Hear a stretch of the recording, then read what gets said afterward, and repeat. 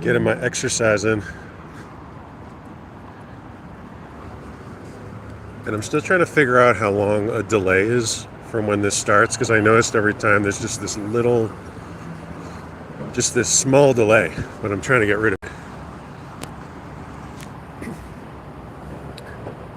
So right now I'm walking on Franklin Avenue in LA.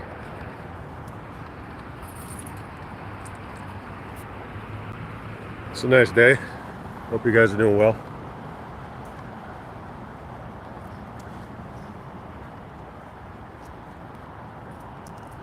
Feel free to say hello.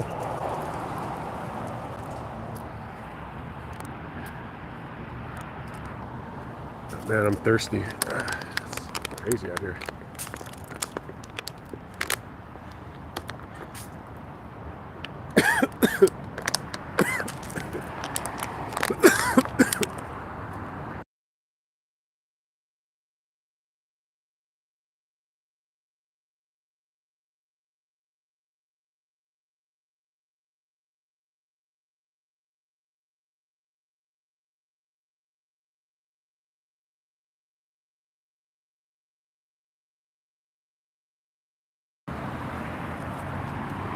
Drank that water and immediately started coughing.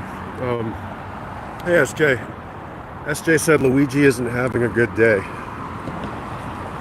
Yeah, so he was arrested at a McDonald's in Altoona, Pennsylvania. Excuse me, sorry, that water went.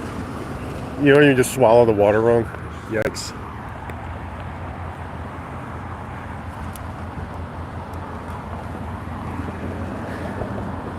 Yeah, now every reporter is like just jumping all over any aspect of that story, which is always, it's important, don't get me wrong, but I just don't really have any interest in that. I'd rather work on my own stuff. The story itself is fascinating.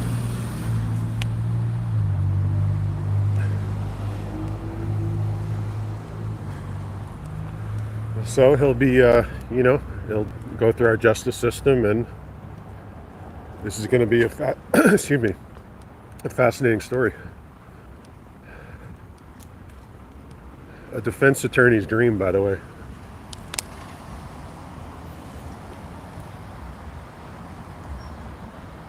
Yeah, I did. SJ said you're not supposed to inhale the water, which is exactly what I did.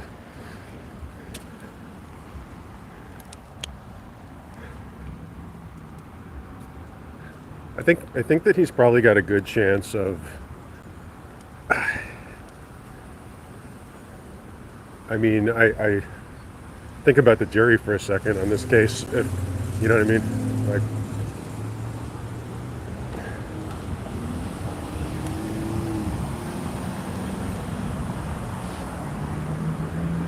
Some people talked about, did he want to be caught? I mean, it's somebody who prepared quite a bit, right? And then yet is caught at a McDonald's. You know, he could have easily left the country, so.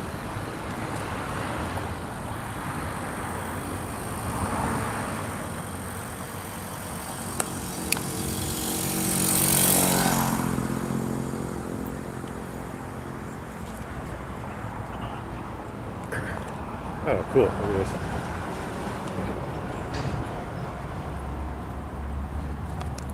Yeah. Hello.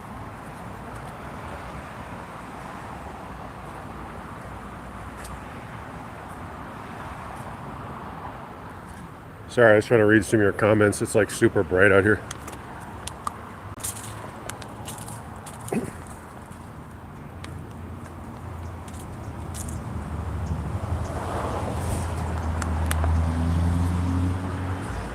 So now they're looking into the, the suspect in the United CEO's case. Like, sort of, what always happens is everyone immediately jumps into, his background, and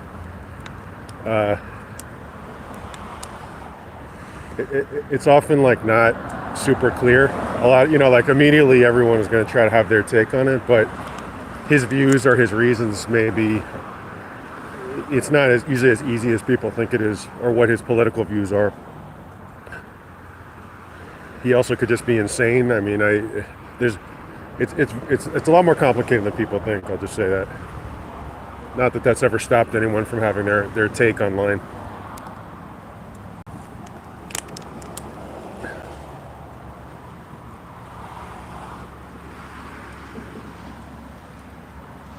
Look where we are. It's like unconscious. I didn't even mean to walk past here, and nor do I want to be walking near this building right now. This is the Celebrity Center for those of you who are just tuning in. I'm just going to keep walking. It's too early for that stuff, you know? Too early.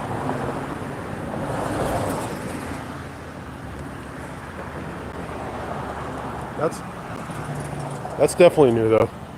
I don't remember all these plants here before.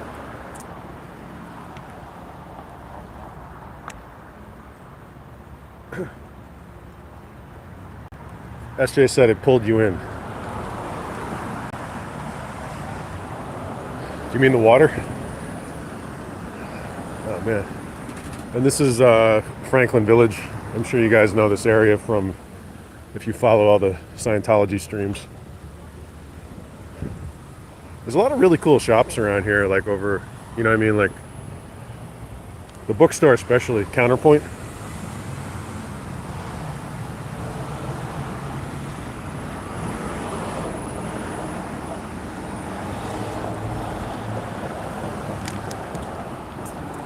And then there's the Oaks. The Oaks is great, it's just a little expensive, like everything else these days.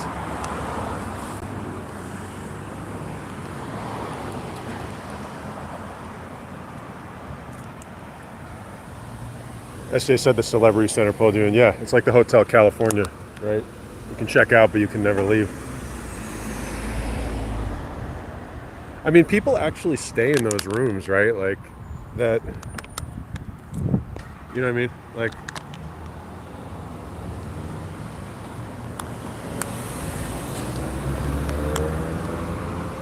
if I was staying there, you know, I'm sure it's like, I don't know if this is true. I heard at some point, you know, it was open to, you know, other than Scientologists. I don't know if that's true, but either way, you'd have to be totally insane to stay there. I'd be seriously, what I mean is like, you got to wonder about the surveillance going on in that place. You know what I mean?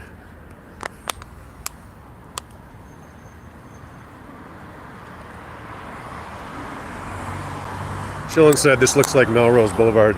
Yeah, it does. It's Franklin, but it definitely does.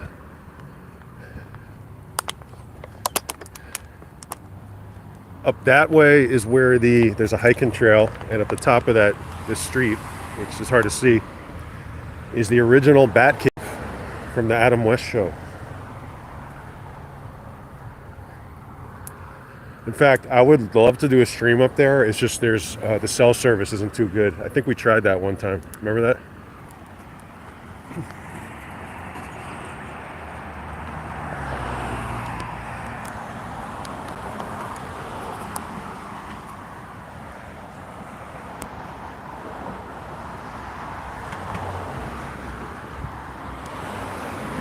Over here, let's see.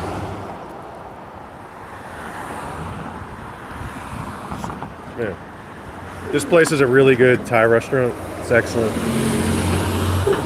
And then Tang's, which is like an old school coffee and donuts place. That place is great.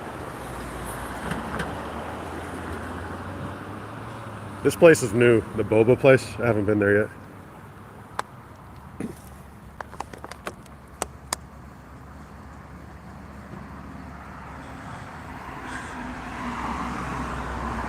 SJ said the possibility of surveillance is also the reason I'm too chicken to ever use an Airbnb.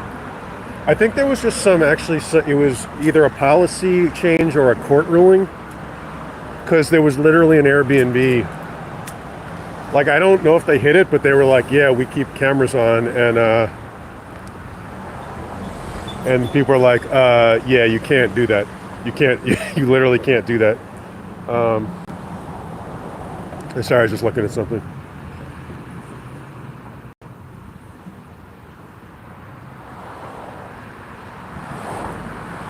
All right, I'm just gonna keep walking.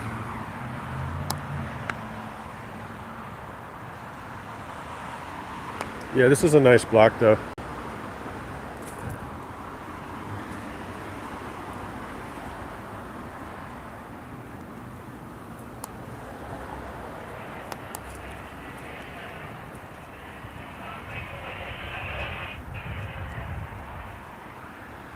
What's interesting about this area is it's true a lot in the city where even you walk a block or two and it's a totally different kind of vibe. Like a block away is Hollywood Boulevard, right? And that's, you know, if you're not from here and you guys have seen all the streams and stuff down there, like that's a totally different vibe, right? That area, you know, the test center, and up here, this is literally so close and it's completely different.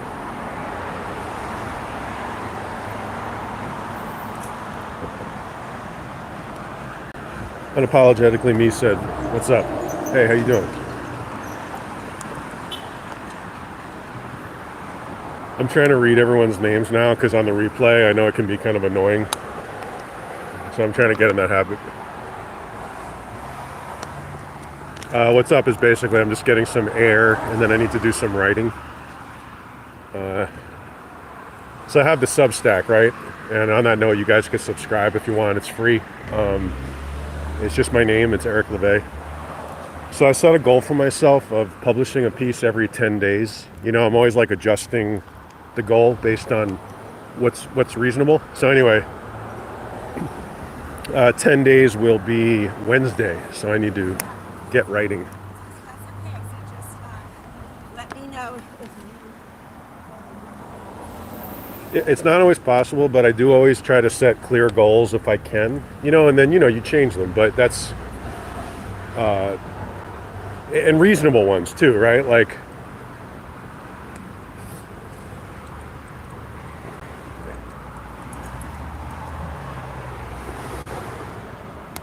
at first I was like, oh, I can do every 7 days, and that wasn't really feasible.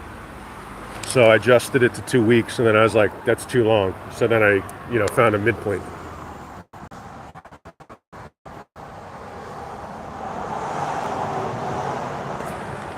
Man, this screen is just not right enough. Either that or I need to put my sunglasses off. See a little better.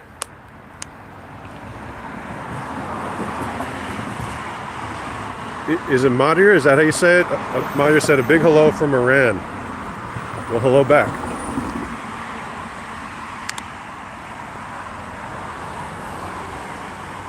Unapologetically me said true journalist deadline. Yeah, ask.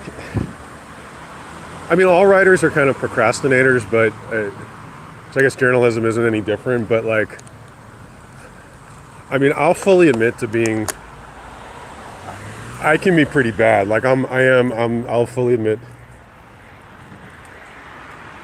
I'm the reporter that the editor is seriously bugging to hand in the draft, but it's not because I'm wasting time. It's because I'm just so like particular. I'm a perfectionist.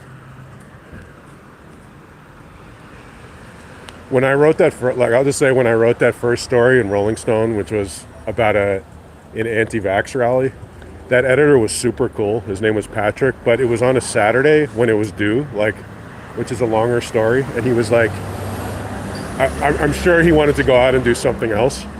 And I was like literally agonizing over one word. And I was taking super long. But I also think that piece, which is pretty short, you know, it came out pretty well. And I think that was because of the work we put into it.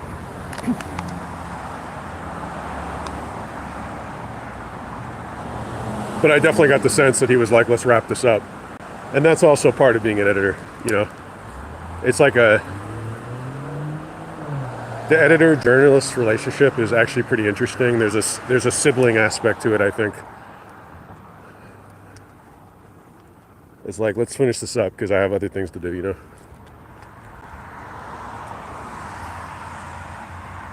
SJ said, what are some of your ideas to write about? So I have a long-term piece, which is, about a media organization that is not really a media organization. They're posing as one, basically. I don't know if that's the right way to describe it. So that's a long form piece that I've been pitching. And if I can't get an outlet interested in a way that I'm comfortable with, I guess I could write it myself. But with that one, I'm a little more concerned about like publishing it on my own. The reason is like I need that piece could be a little more high profile, and what's this? That's a ambulance.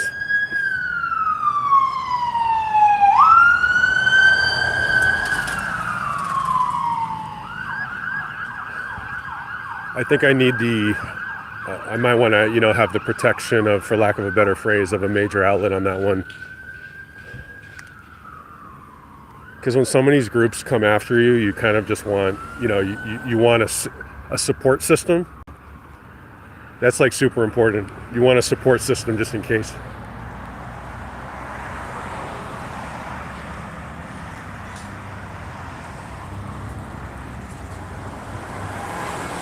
Chillin said Daniel Penny was found not guilty on all charges.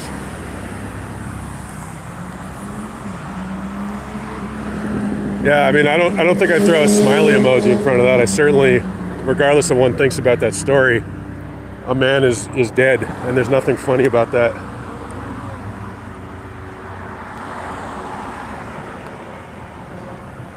And I would say, if you want my unsolicited advice, regardless of what you think, I would think strongly about the thought process that led you to thinking that anything's funny about that. Because trust me, if that was one of your relatives, you wouldn't feel the same way.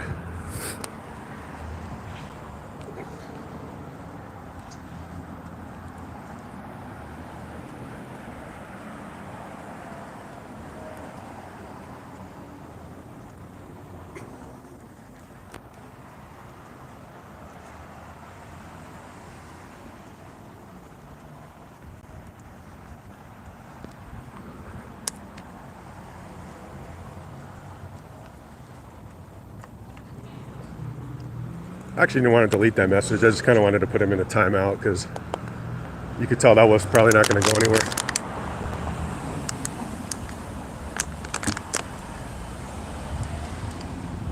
DOA's Megaphone asked, who is Daniel Penny?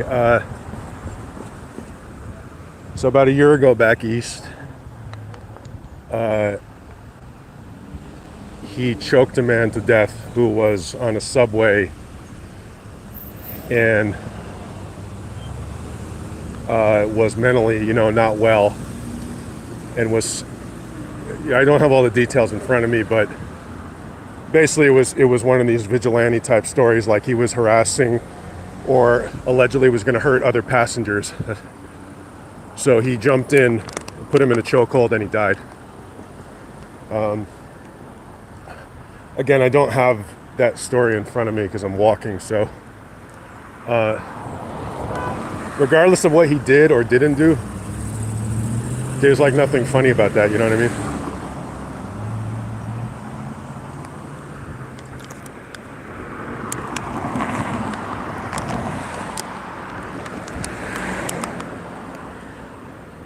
Like, there's just absolutely nothing funny about a man dying on a train like that, period. By the way, I've been in plenty of what I would describe as dangerous situations, and sometimes with people who aren't well in the head, and I don't know, I was able to get out of it without putting someone in a chokehold, you know what I mean? We're in, so right now we're on Franklin and Western in Los Angeles. Walk up this way.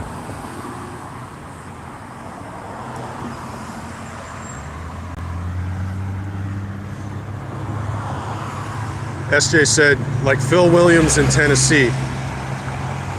His stories are pretty cool, but he also has the protection. I love Phil Williams.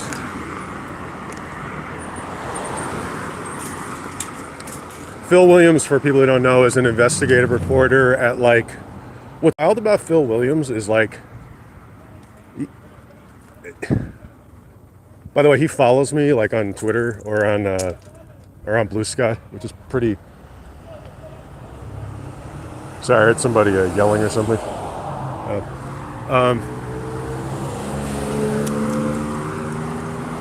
He's an investigative reporter at a traditional outlet, you know, like it's like, what is it, like NBC or something? And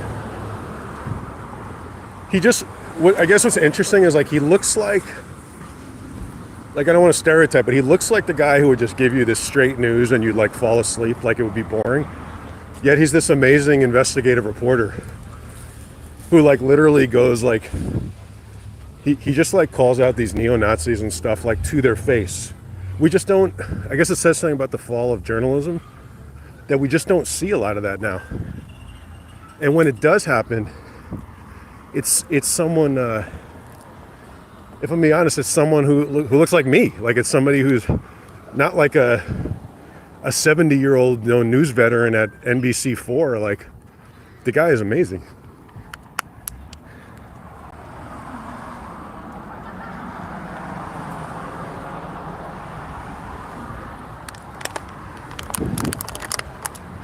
There was one a while ago where he was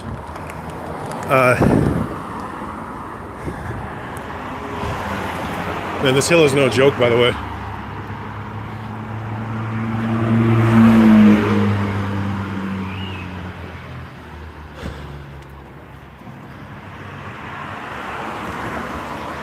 Yeah, he was in one, Phil Williams was in one of these, like, it was like a community meeting. And literally confronted members of an active club, which is active clubs are neo-Nazi fight clubs. These goofs go out in the woods and take pictures of themselves, like doing push-ups. If they weren't dangerous, it would actually be. It's actually pretty comical either way. But anyway, just the sight of this guy like talking to these idiots who had, I think a few had masks on, was just so like amazing to watch that. And all right.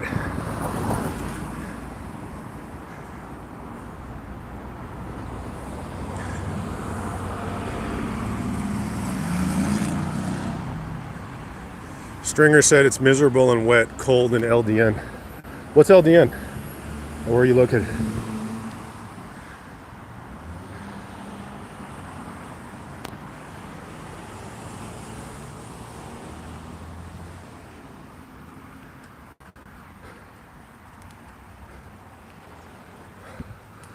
This is nice. Look at this. If we had more reporters like Phil Williams, like I think like this would be a different country. It would look, the media catastrophe that's happened with a lack of real reporting and of accountability. If you had someone like that at every network, like just imagine what the world would be like. And it's super important that he works he's not at the New York Times, right? Or he's not at ProPublica or someplace that, like he's at a regional or local news outlet, giving people that information who might not, you know, they might not subscribe or use those other publications, right? Look at this, that's nice. It says Merry Christmas.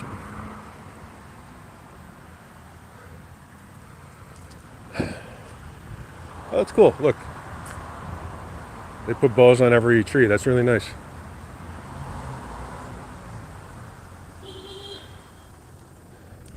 We just walked exactly 1 mile. So this is Franklin Avenue in Los Angeles.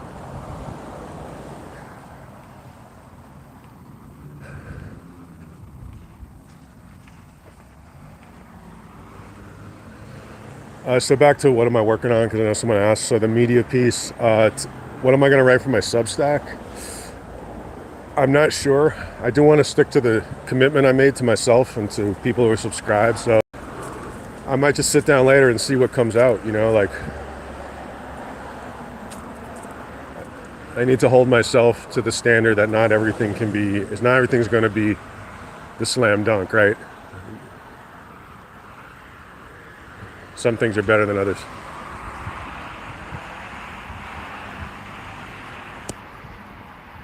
Sorry.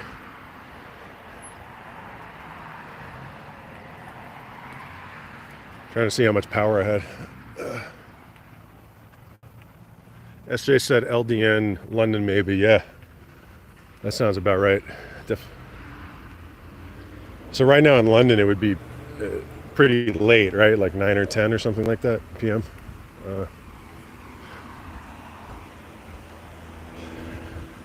This is a real nice walk here. I know we did it a couple times before on other streams.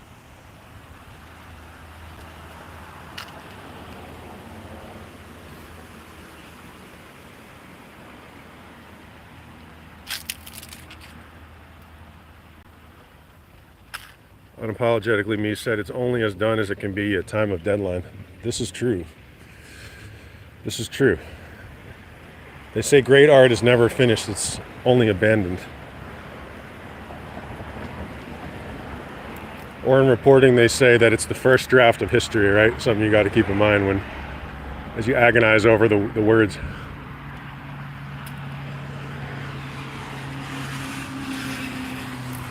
But sometimes you get it right. With long form investigative reporting where you have like more time, that can be kind of fun. But when it's like a scoop or something that needs to get out immediately, yeah, it definitely hurts sometimes when you look at it, you're like, oh man, like this could be so much better. But I had to get this out in this timely fashion because that's also part of it. Man, it's like all day around here. It's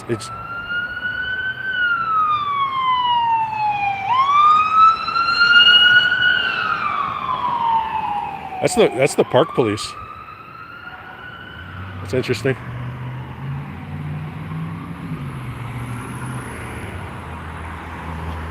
Oh yeah, he's going into Griffith Park. You don't see that as much. If there was any cell service there, or if I could run faster, I'd go up there.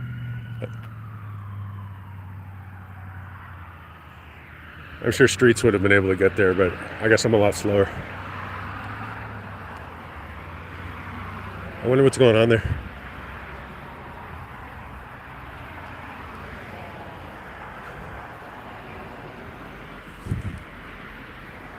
I wish I could have seen what that was all about.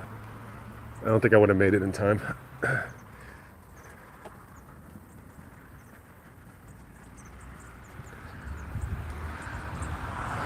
Park police respond to a lot of different stuff here. I mean, a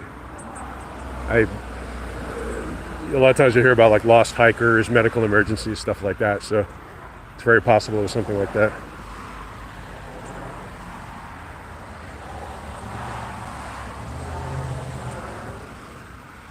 I was streaming at the Grove yesterday. If you guys saw that, which is a big shopping center in LA. That was interesting. There was like no room though. Like I could barely walk there. There were so many people there. This is nice. That's sick.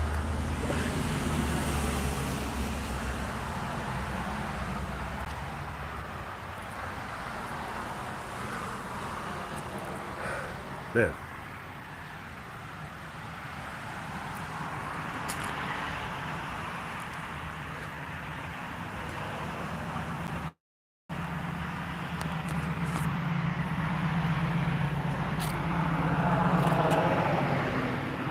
We'll have to do a new show. Walking with Eric. Let's see that. Get me in front of NBC executives now. I can see that working. I actually could see something like that working, to be honest. Something kind of, mellow. The world could use something, I think, a little mellow right now. That's for sure.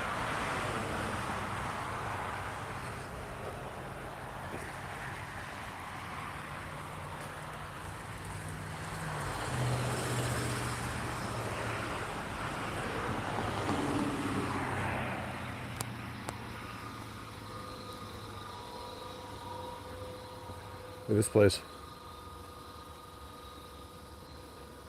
A little creepy, to be honest.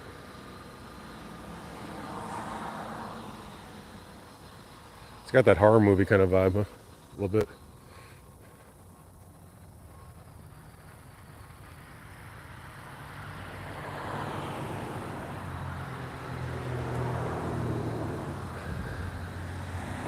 Do not enter.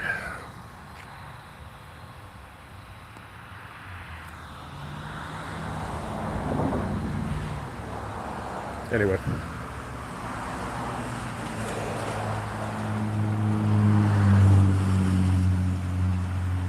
SJ said creepy vibe, yes. And it's the daytime. Remember to like, comment, and subscribe, or as some people say, smash that like button. My favorite.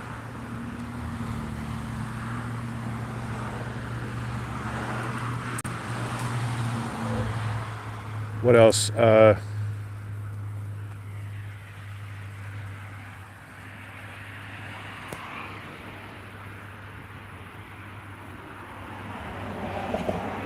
Pete Maroka, I think that's how you say his last name. I tweeted this earlier, and it's on my Blue Sky account too, which is my name. Pete Maroka, who's a unarrested Capitol insurrectionist. I think it was hashtag Insider4. I think it's Insider415. Was hired by the Trump transition team. Wait for it. To help vet national security positions. Amazing. I mean, it's not amazing, but it is like amazing at the same time. Pete Maroka and his wife, I think, stormed the Capitol and have not been held accountable. They're insiders too, right? So they went inside. Absolutely mind-boggling.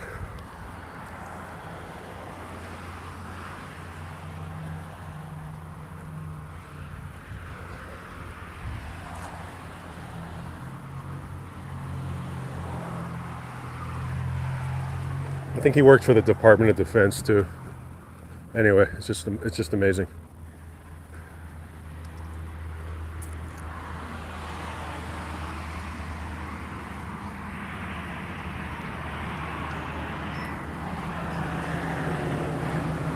Anyway, this is cool. Appreciate you guys walking with me. I know it's not always the most stimulating, stream, but it's some nice scenery at least.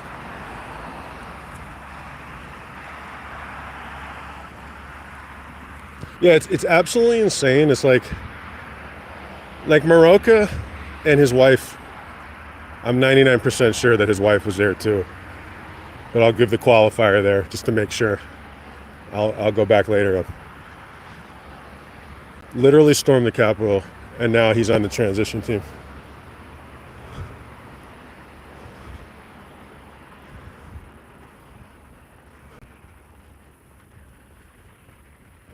Conducting vetting and interviews related to national security. You can imagine what those interviews are like.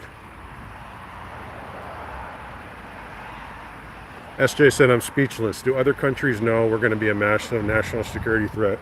Great question. Yes, they sure do. I would give anything to know what because this has happened before, obviously, like these discussions took place in 2016, and when all these governments have to, it's such a terrible situation to be in. Like Zelensky, that's like one of the, like, talk about someone who's like, it's such a terrible position to be in, right? Because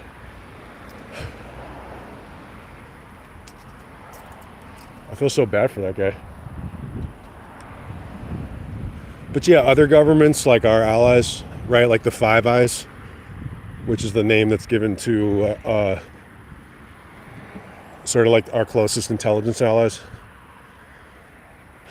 Five Eyes are what? UK, Australia, Canada, New Zealand. I just blanked. I think I'm a little tired, but anyway, so even they have to now think about it, right? What am I going to disclose or share?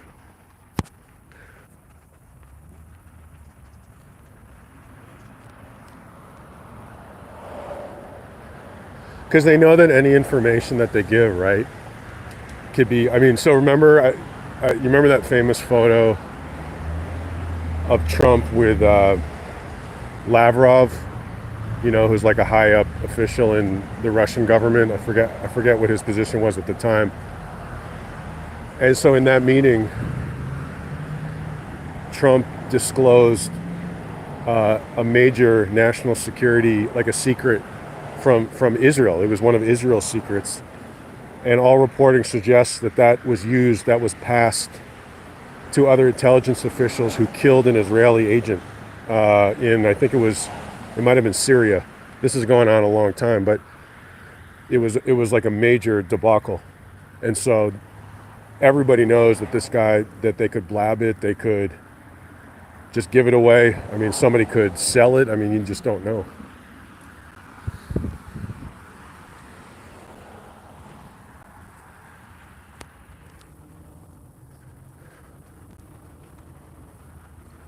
They're in an untenable position, right? They can't cut off communication. They have to share communication, but they don't want to compromise their own, as what's called, sources and methods. It's a terrible position to be in.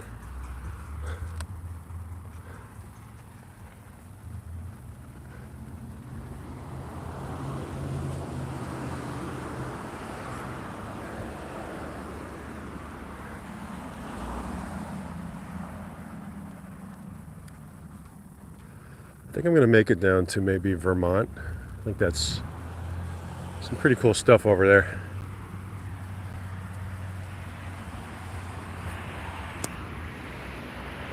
I also want to do a live stream. I want to go in one of the self-driving cars, the Waymos. I actually talked to We in LA about that. I was like, we need to do a Waymo stream. I think that'd be like so interesting. Do you guys have the self-driving cars? They're everywhere now. Be super cool.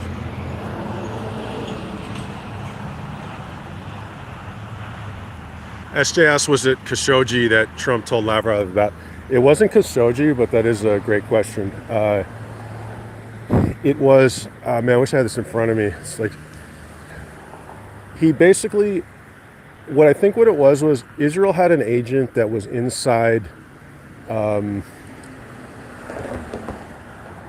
think it was in Syria, and this person was, they were either an actual Israeli agent, so like an undercover agent, or someone who's, sometimes the word agent, is used as a word for someone who's just giving information. And so they disclosed sort of sources and methods, like how information was received. And that allowed Russia, I think Russia passed that off to, and again, I don't know if it was Bashar al-Assad or somebody, but it was passed off to that government, who then was able to find that person and kill them.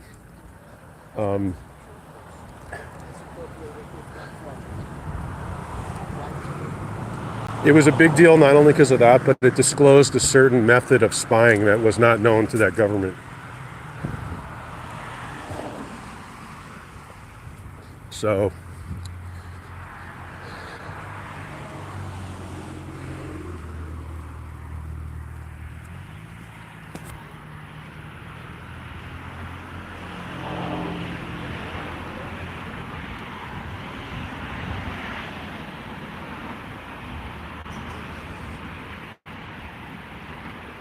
I almost kind of want to look that up, but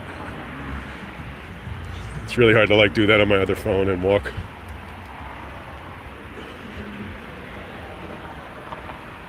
Oh man.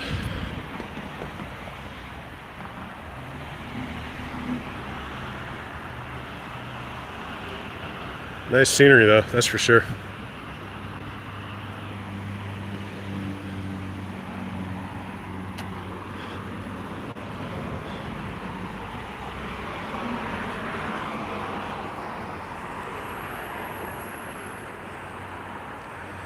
A lot of wealthy people on this street.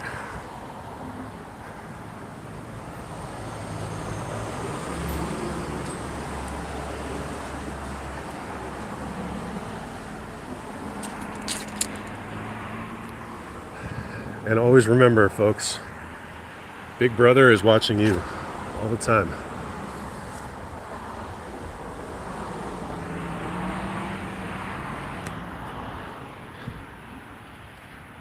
SJS was a Kislyak. Yeah, Kislyak is the one who received the information in that famous photo in the Oval Office where they're laughing. Like Kislyak's laughing and Trump just looks like a total buffoon, you know, like normally.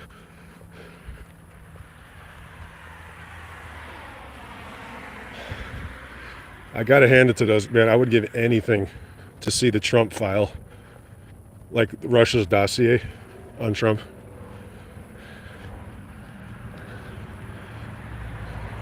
Can you imagine?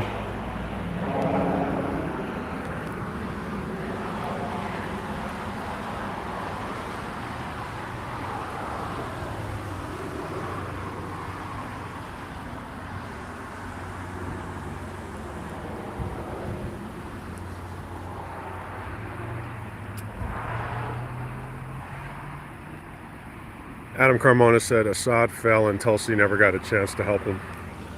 Yeah, she's going to be our national, wishing me the new national security director. Yikes. Here we go. Oh, that's nice. I like that.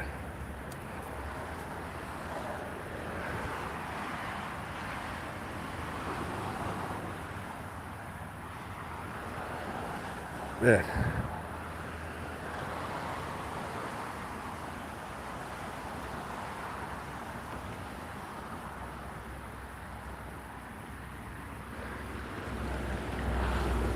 Wow.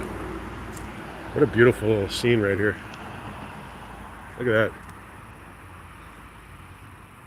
It's perfect.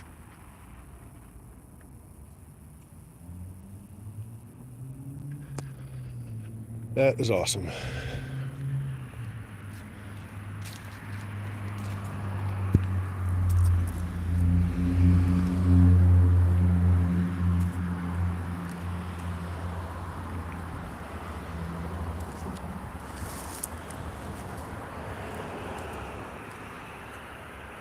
It's almost like, doesn't really feel like you're in LA sometimes when you get this kind of like fall colors, you know?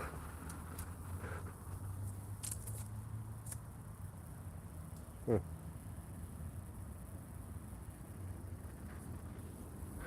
Beautiful.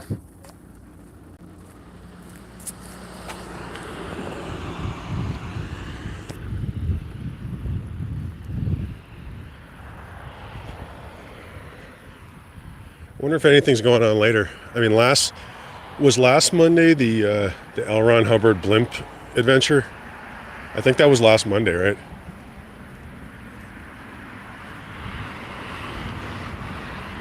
That was so just insane.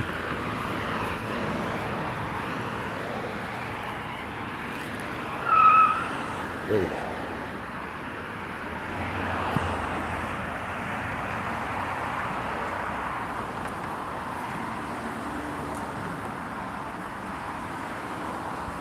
Unapologetically me said hilarious. It certainly was.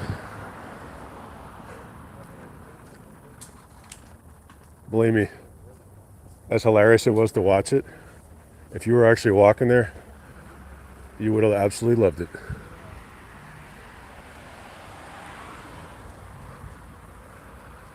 Okay, I think this is Vermont.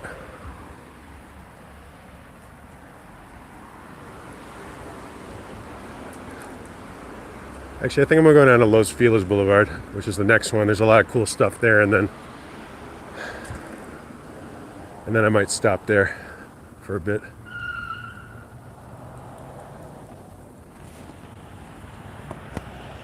People are almost getting in car accidents. It's like the middle of the day. It's bright out. It's just like, that's such an LA thing. Like you just hear these tires squealing.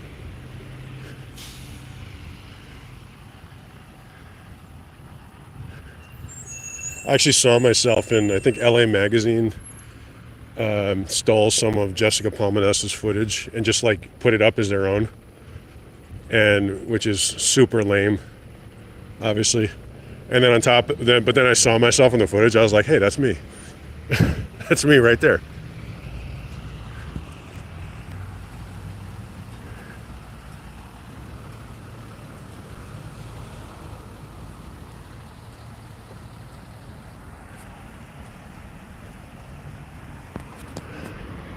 So up here, if you were to go,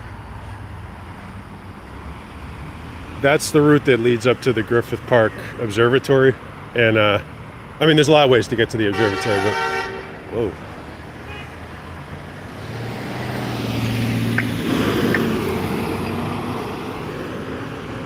People are just bugging out around here. Life's too short. You know?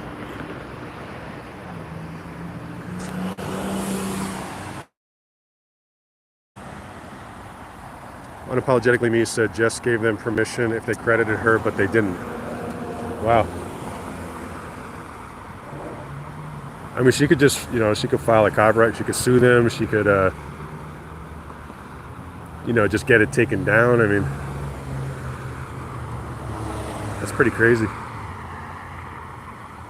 Did they try to pass it off on some third party? I got that impression, like we licensed it from whoever, something like that.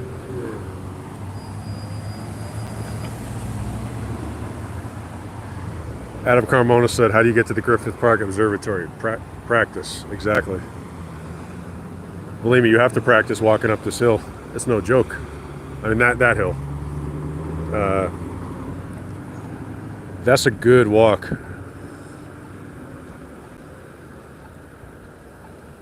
I think I tried to do a hike up there once, like stream it, but it just kept cutting out. There's got to be a way, like some portable data source or something that works. There has to be.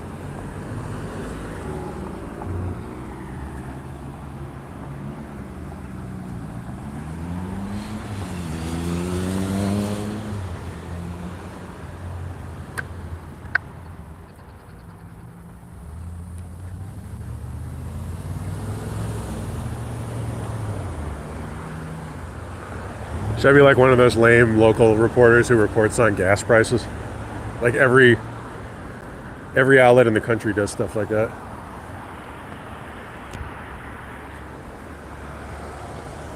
Like in LA, they always go to the same gas station when they do those lame stories. It's on Beverly Boulevard, and it always has the highest gas prices for whatever reason. And they always go there. It's like, dude.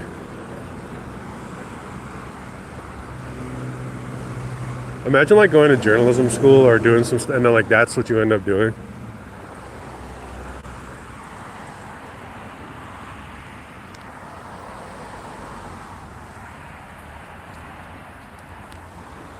Oh man.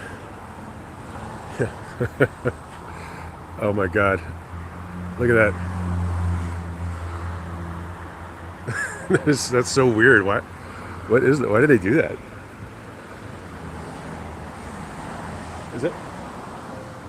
Is that Santa who's like naked? That's just odd.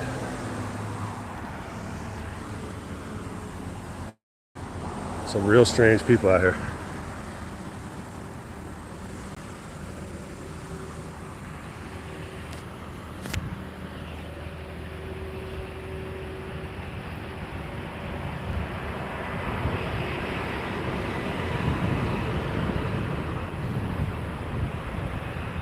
A lot of people now are like releasing, like they're going through photos and all that stuff of the, the suspect in the United CEO's United CEO's, murder. And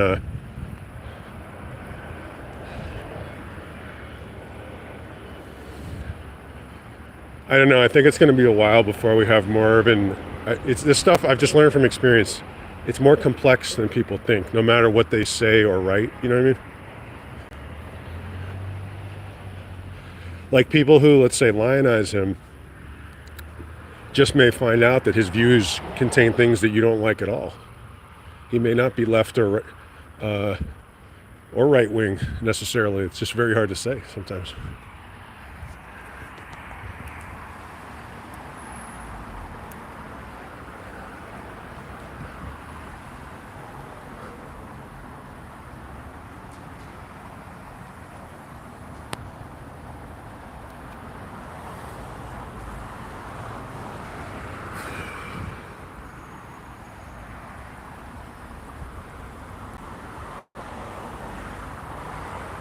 Almost at Los Feliz Boulevard. I mean, Sorry, not Los Feliz Boulevard. Man. Hillhurst. I'm almost at Hillhurst.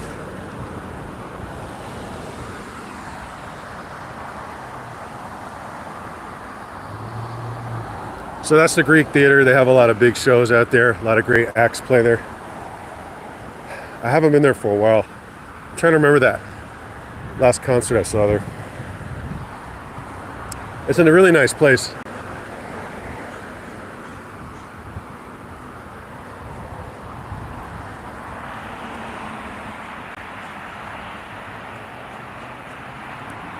Adam Carmona said this has united left and right. Just look at Ben Shapiro's comment section.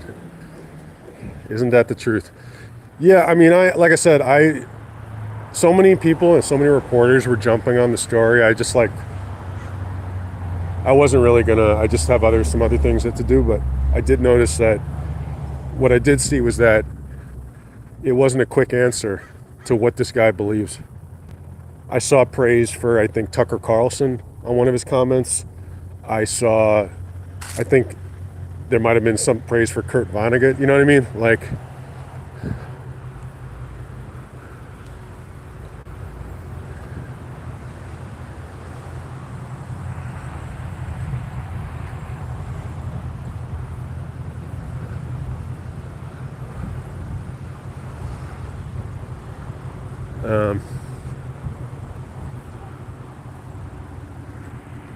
this place is actually, I've never been here, but it just looks super nice.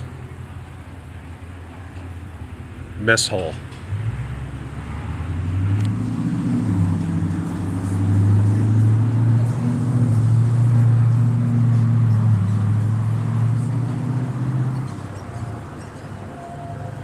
I'm gonna tell you guys something funny as soon as I pass this guy that you're gonna laugh at.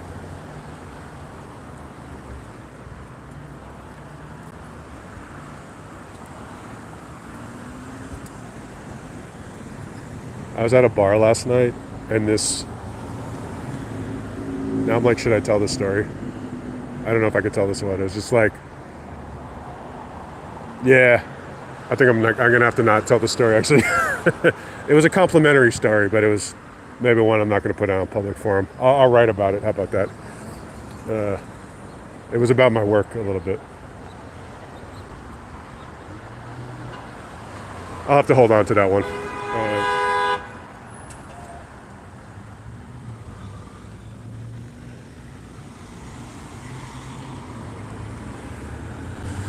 All right, guys, I think I'm going to end this. It'd be cool to go live later if something's going on, so I might do that, but I also might be meeting a friend.